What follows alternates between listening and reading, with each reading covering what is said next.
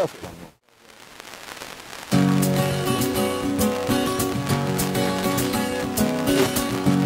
Ensemble, du mentorat, surtout pour le nouvel arrivant, est de pouvoir développer un réseau de contacts. Vous savez, quand les nouveaux arrivants débarquent au Québec, ils ont cette difficulté de pouvoir connaître le fonctionnement de la société, de connaître aussi les exigences du métier. En mettant en contact le mentor avec le nouvel arrivant, on permet aux mentorés, c'est-à-dire aux participants, de pouvoir élargir son réseau de contacts, mais briser l'isolement. Parce que les nouveaux arrivants débarquent dans une nouvelle société, avec une nouvelle réalité, avec une nouvelle culture, avec une nouvelle façon de faire, avec une nouvelle méthode de recherche d'emploi aussi. Le mentor qui est passé par ces différentes étapes leur permet de créer un raccourci vers le succès. Le mentor aussi leur permet également de transférer les informations reçues au niveau de la société à travers la notion d'interculturalité. Parce que c'est important aussi de transmettre cette information parce que l'entreprise est par essence un microcosme de la société. Donc où on apprend aussi les codes culturels. Donc le mentor, lui, il est bien placé pour en savoir et il va permettre au mentoré d'éviter des erreurs que lui, il a commises au départ. Exactement. Ouais. Donc à ce moment-là, est-ce qu'on peut dire que le mentor, c'est un facteur d'intégration? C'est quelque chose finalement à conseiller même à, j'allais dire, à un nouvel arrivant ou à quelqu'un qui voudrait se lancer dans une avenue quelconque. Oui, c'est un outil particulièrement efficace pour l'intégration des nouveaux arrivants, mais aussi un outil aussi efficace également pour l'accompagnement aussi des mentorats d'affaires aussi. Tout à fait.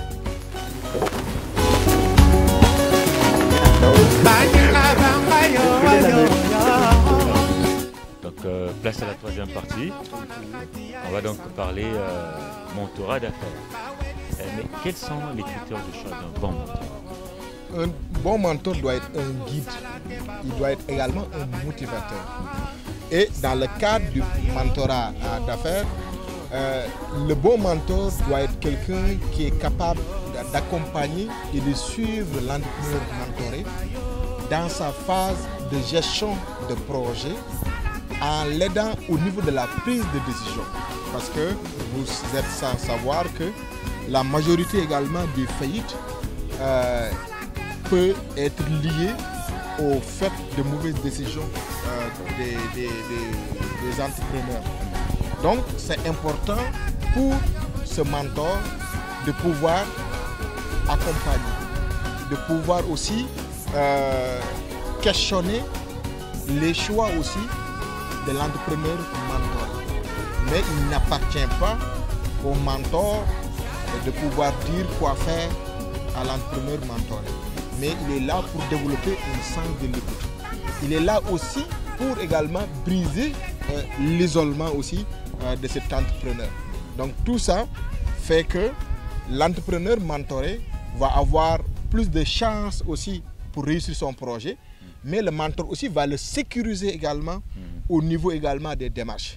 Parce que la paperasse, il y a d'autres démarches également qui sont des démarches très complexes et le mentor a besoin de l'œil d'un expert pour l'accompagner dans cette transition qui, ma foi, peut être difficile. C'est une relation de confiance finalement. Une relation de confiance et je dirais même le maître mot demeure la confiance. Donc la confiance est au cœur du processus de la relation entre les deux parties. Et pour cette raison, les objectifs doivent être également clairs, doivent être précis au départ aussi pour qu'il n'y ait pas de confusion. Donc les rôles et responsabilités aussi qui doivent être définis au départ pour que les deux parties vivent des conditions de réussite mentorale réussies également. Ok, là c'est excellent ça. Mais est-ce qu'il y a un coût à cela? Ça coûte combien avoir un mentor? Est-ce que c'est gratuit? Comment ça se passe? C'est différent du coaching, c'est différent également d'autres types d'accompagnement qui sont des accompagnements payants. Le mentorat est une relation volontaire où une personne expérimentée s'engage bénévolement à aider quelqu'un dans son projet de vie, dans son projet d'affaires, dans son projet aussi de cheminement socio-professionnel. Donc ça ne coûte rien à la personne. Peut-être ça va coûter à la personne de l'énergie, de la persévérance, de l'effort également, mais il n'y a pas en fait une reconnaissance financière là-dedans, plus une reconnaissance symbolique de quelqu'un qui a aidé une personne à traverser d'une période difficile. Exactement, exactement. Ça, c'est vraiment excellent, ça. C'est peut-être ça qui fait la, comment dirais-je, la beauté de l'accompagnement, parce que c'est quelqu'un qui donne. Tout à fait. Quelque chose à la société. Qui donne au suivant, parce qu'on a toujours reçu de la société. Exactement. Et maintenant, on donne au suivant également. Excellent. Mais est-ce que tu aurais, comment dirais-je, une recette magique à donner à quelqu'un qui voudrait, j'allais dire, se faire mentorer? Quelqu'un qui veut se faire mentorer peut passer par des organismes qui ont ce genre de programme. Parce qu'on ne s'improvise pas entrepreneur. Il y a en fait des questions qui sont reliées à cela. Peut-être au cours de notre discussion, on reviendra en fait sur ces aspects. Mais moi, je suggérerais fortement à quelqu'un qui veut se lancer en affaires d'aller rencontrer des agents de développement en entrepreneuriat pour qu'ils les mettent en contact avec les bonnes personnes. Parce que ce sont des organismes qui sélectionnent des mentors aussi, parce que aussi il y a une formation préparatoire pour devenir aussi mentor, comme il y a une formation préparatoire aussi pour devenir mentoré. Et dans ce cadre, on a une institution qui fixe des règles bien définies et ces règles permettent à tous les acteurs de pouvoir s'entendre sur une façon de pouvoir bien mener la relation également mentorale. Okay, excellent. Mais cette relation mentor, oui.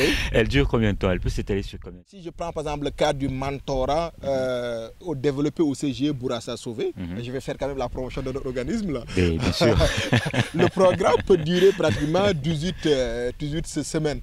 Mais si on revient justement au programme mentorat d'affaires, ça peut durer 6 mois, 1 an, dépendamment de l'organisme, dépendamment des objectifs, dépendamment aussi des critères. Parce que ces critères varient d'un organisme à un autre. Mais c'est une relation qui doit être une relation à long terme pour donner les chances à tout un chacun de pouvoir bien peaufiner son projet, mais d'être aussi accompagné tout au long du processus. Parce que vous savez, quand on est dans la phase affaires et tout, il est certain qu'on a besoin, en fait, les conseils et des commentaires instructifs également de notre mentor. Donc, ce n'est pas un projet qui va durer 1 mois, 2 mois. Et d'autant plus, comme je disais tantôt, on sait que quand les personnes, les entrepreneurs mentorés sont accompagnés, le taux de réussite est beaucoup plus grand. Excellent, excellent. C'est ce qui justifie d'ailleurs que dans, par exemple, l'économie sociale, tout à fait, dans laquelle l'accompagnement est très élevé, on arrive à avoir des taux de réussite de 70%. Excellent.